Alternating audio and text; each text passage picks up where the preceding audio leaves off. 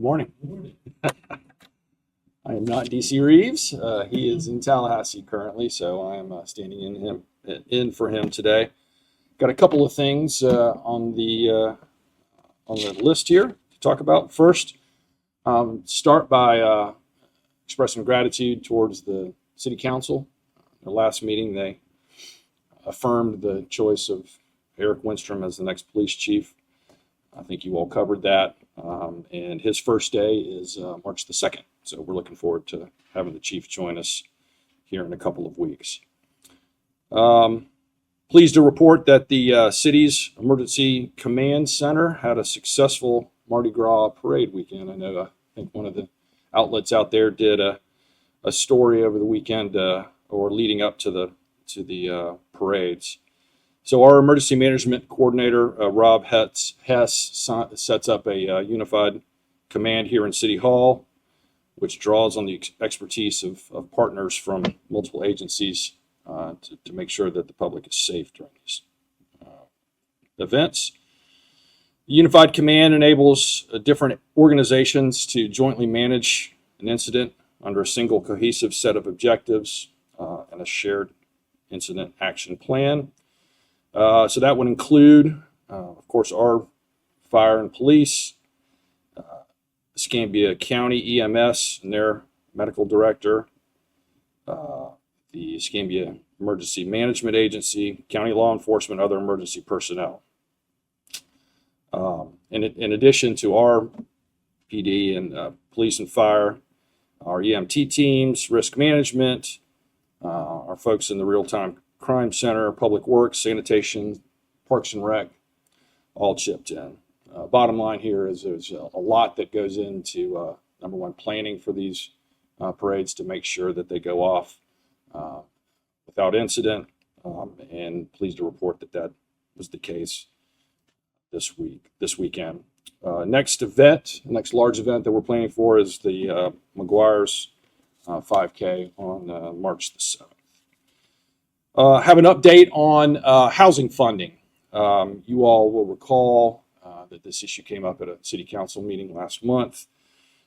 Since then, the mayor, housing director Betsy McDonald, and I have been working diligently to call in political favors, to talk to anybody who was willing to listen to us, to develop a path forward.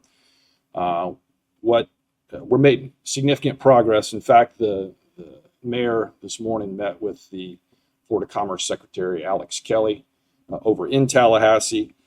So more details to come. Certainly is not going to be all 5.8 million of that original grant, but some significant portion of that we feel confident is going to be able to be used for housing needs here in the City of Pensacola. Yesterday, we were happy to welcome Congressman Jimmy Patronis, who represents the 1st Congressional District in town. He began with a visit out with Matt Coughlin and his team out at Pensacola International Airport. He then came over to the Port of Pensacola, where our Port Director, Lance Scott, and the good folks at American Magic, led by Tyson Lamond, gave him a briefing about all the great activities that are happening there. He was very supportive. The Congressman was very supportive of our efforts, offered to help in any way that he could be of help, either to the airport or the port. So we certainly appreciate him coming to town and spending time with our team. Baptist Legacy Campus update. The city plans a public information session on March the 5th at the Fricker Center from 5 p.m. to 7 p.m. to share an update about the demolition process at the old hospital campus. You all may recall last Monday here in this room for the CRA meeting, our advisor provided an update to the CRA board. But this is an opportunity that was Josh Wallops, the city staffs and our owner, Representative Josh Wallace from Jacobs Engineering will be on hand to present, to answer questions, and again, direct people to the website, formerbaptistdemolition.com. That's going to have the latest information. Another note there on the Old Baptist campus, there's going to be on Thursday between 2 and 4 p.m., there's going to be a visible police presence at the former Behavioral Health Building on South Marino. This is a precautionary building clearance to allow city facilities, staff, and ECUA to safely access the site and restore water service for fire suppression. Due to some prior unauthorized entry into the building, as a precaution, they're going to clear the building before personnel enters. That's a controlled operation. So there's going to be significant, you'll see some significant presence there. It's just being used as a training opportunity, but wanted to alert people if they see the increased police presence that it's planned. Resident satisfaction survey is open. Mailboxes and social media for the city's annual residential, watch them for the city's annual resident satisfaction survey. As a reminder, it's conducted by the Haas Center at the University of West Florida. It's going to be open from today, February the 18th, through the end of March. Postcards will be forthcoming over the next week or so. Yesterday afternoon, evening, here in this room, the open house, last open house for the Land Development Code. There was a significant, I was down here along with many members of our team here to look at the latest revisions. I want to thank our staff, Cynthia Cannon, Sherry Weeks, and the entire planning department who's worked diligently on this process. As a reminder, it's the first comprehensive review of the city's land development code in 79 years. So the consultants will provide a summary and direct conversations that they had with the public. The next step is a full workshop that will happen at the planning board on April the 7th. There, the inspired placemaking, the consultants will make a full presentation to the board, and the conversation will go from there. The goal is for the planning board to have a recommendation this summer so that a draft for adoption could go to the city council in August. Reminder, I know there's been a lot of attention on the Fairnie Hill demolition, the property at 1182 East Lakeview.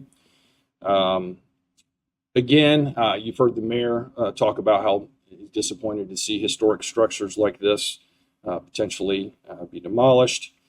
A reminder that the ARB is scheduled to take this up at their meeting on the 19th, which is tomorrow. And again, reminder again, while the ARB can hear input and have discussion, the ARB only has the authority to delay a demolition for up to 60 days to provide time for alternatives. They cannot permanently prohibit demolition. And reminder also that state law requires local governments to approve or approve with conditions or deny demolition application within 120 days of the receipt. A reminder again, neither the mayor nor the council have the authority to prevent demolition once all the applicable review requirements are satisfied. Two more things and I'll finish. Skillbridge memorandum of understanding between Veterans Florida and the city. The city signed off on an MOU with Veterans Florida to expand the placement of veterans in city jobs through the Skillbridge program. It's a U.S. Department of Defense program that places military personnel into workplaces within the last 180 days of their service, with the goal of translating the skills they built in the military and the civilian world more smoothly. Veterans Florida, as a third-party provider, will administer the program on behalf of the city. We've had 7 applicants that attended the Skillbridge opportunity of the Pensacola Police Department, and we look forward to expanding their talent pool. And finally, one note, and I'll just kind of refer you over to Mike Wood and his folks at the Pensacola Police, but I wanted to make sure you were aware of this, that arrest has been made in the fatal Scenic highway crash. And, an individual as a reminder, that was January 30th was the accident. 2 people lost their lives.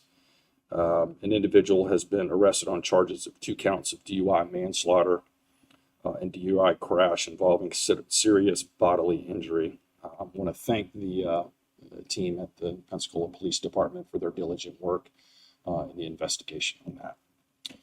And that is all I have. I'm happy to answer questions or direct you to somebody who can answer. Yes, sir. So, regarding the Palafox construction, is there any significant update with what's going on there? And we're also hearing from businesses that they've reported during the week a significant drop in traffic. Have had to in some cases, it was very busy down there. Is there anything else the city's doing? Adrian.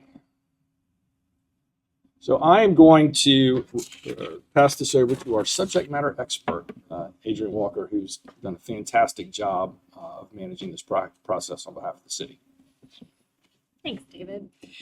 So the progress update as of right now is we're still on schedule for the incentivized completion date for the Palafox portion, which is May 24th. We have seen a lot of new curbs being formed, ramps and curbs being poured. So we are moving into that hardscaping phase on the north and south ends. The stormwater is reaching its final phase, essentially in the center of the project area.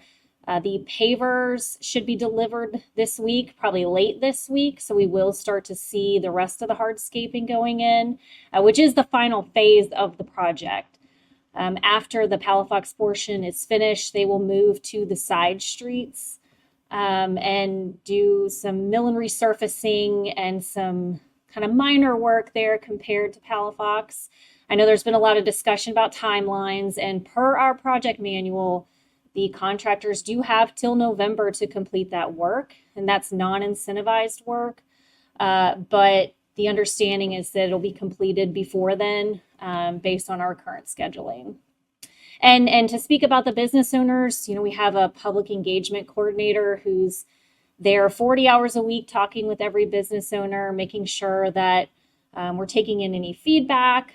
We do have regular communication meetings. We have one coming up this Thursday where we just touch base, make sure we're staying in communication with everybody and relaying the schedule and any changes. I have heard that feedback too, that some of the visitation to Palafox has reduced a little bit during the week. I know some businesses have adjusted hours that reflect that. It is a slow season typically around here, and we have heard that from businesses that have been in business long enough to compare to last year. It's been cold. We've had some, windy weather. That can all impact, people coming down to the downtown area, but the city's doing everything we can to support the businesses and continue to drive traffic. We have billboards now in which we are really showcasing the businesses and not so much even the project. So we are trying to do everything we can to support them.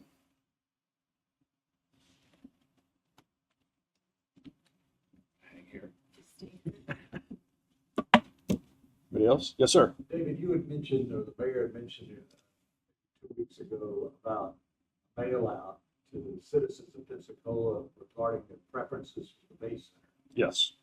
Have you tabulated those yet? We've gotten a few comments from people that say they live in the city and they never received this. I'll have to check into that. I know that there is a survey that's open. It was extended until Friday. My understanding, I think there's Shannon back there, that there is an online survey that's been extended to Friday to gather input. So I know that's active, that's current. Actually, in fact, yeah, I know somebody who did it yesterday. Okay. Yeah, we've heard similar things that a lot of city residents didn't receive anything. Yeah, I have to. I see Shannon back there. I know that we did send out the survey went out. It's active right now. Again, it's been extended until next week. I'll have to check in to see if there was some issue with the postcards or the communications going out. Yeah, how many responses? I don't have any visibility on that, but about 1,000. So this is an official notice this morning that it's been extended? It has been extended until Friday. This Friday, yes. What's the purpose of the survey? It's a county building. It's a county building, but it's on land that's subleased by the city to the county. So my understanding, and talking to our legal folks, and I think the mayor can probably shed some additional insight on that next week, is that the city certainly does have at least some type of say of what happens on that. Have some input on what happens on that property that they sublease to the county. Are they going to take it back? No, I didn't say that. I said that they have some input into what transpires there, and also, just soliciting public input about what's something that's happening within the city is a valuable exercise. Was the survey geo-targeted to a specific zip code, or was it all citizens of Pensacola?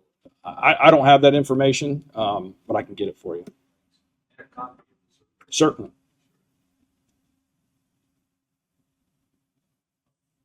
On the housing funding you Yeah. mentioned, you said that you're making significant progress. Does that mean, I guess, will it be the deadline kind of the issue with getting this program out? I mean, Yeah, the 0.0 that we yeah, were initially. Gonna get an extension Yes. or- Yes, we're going to get an extension. Again, that's one of the of course main hurdles that we're looking at. And again, this is through a lot of I want to stress a lot of hard work, mostly by the mayor in talking to anybody who was willing to listen. So yes, that would be part of it. So and again, you'd have to design a program in such a way that not only can it be accomplished, but accomplished in the deadline, even with an extended deadline. So again, more details to come within the next week or so, but very significant progress on that. Yes, sir. David, I noticed I hadn't seen an announcement on this, but I see everything. Florida SunTrail is having a public workshop. Looks like a mailer. I picked this up. Yes, to the people in Pensacola next week, February 24th, at the Sanger. And it says it's a downtown waterfront connector public meeting alignment workshop. I understand all of that, except what is an alignment workshop? What's the point of this? I don't have information on that, but maybe Adrian can help me out here. The better part. I have just limited visibility on that. I just learned about that workshop. We do have city staff that will be attending.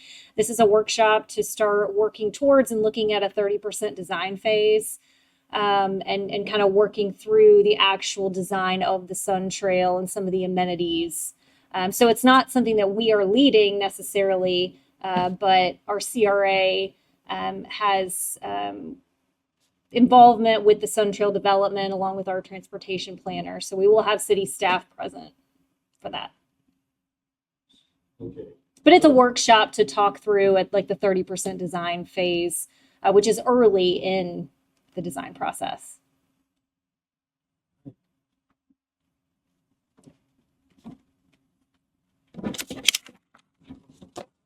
Another survey-related question about the resident satisfaction.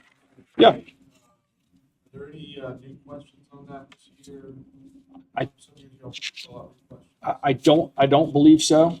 I don't believe there's anything new on the survey this year, not that I'm aware of.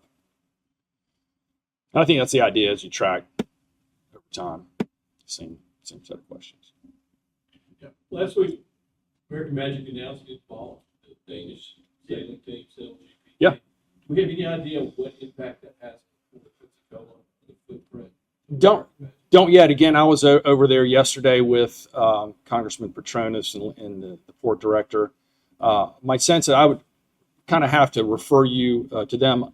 I don't know physically, like if the team, because my understanding is that my limited understanding of this is that the team is constantly on the road.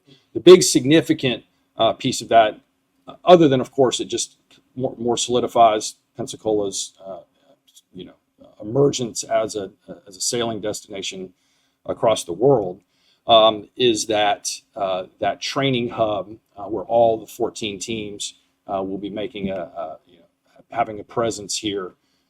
That's more significant, I think, as far as the physical impact on the Port of Pensacola in the city. But my understanding is that the actual team that's racing is pretty constantly traveling the world to the events all across the world. I think the announcement was made when they were at a race in Auckland, New Zealand. Yeah, but that it's fantastic, and again, it's kudos to the American Magic team and their investment here in Pensacola and sailing's future here. All right, anything else? Thank you all very much.